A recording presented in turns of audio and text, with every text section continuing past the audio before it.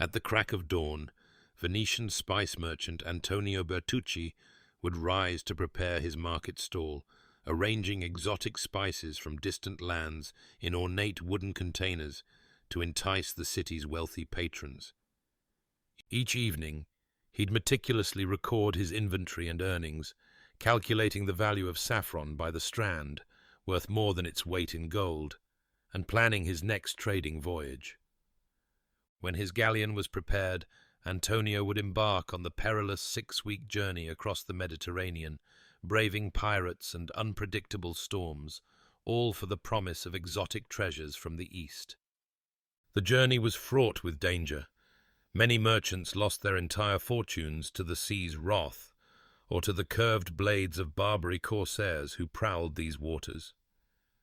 Alexandria's spice markets were a sensory paradise, where Antonio haggled with Egyptian and Arab traders over cinnamon from Ceylon, pepper from India, and cardamom from Arabia. Success in the spice trade demanded not just knowledge of commerce, but mastery of diplomacy and cultural customs. A wrong gesture could sour a deal worth thousands of gold ducats.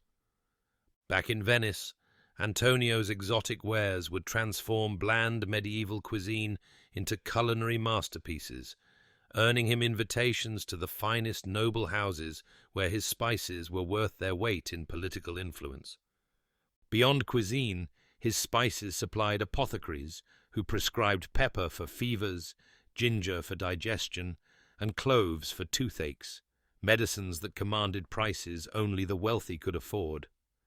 Despite his worldly travels, Antonio's greatest treasure was returning to his Venetian home, where his tales of distant lands and exotic adventures captivated his children, who would eventually inherit not just his wealth, but his precious trading routes and connections.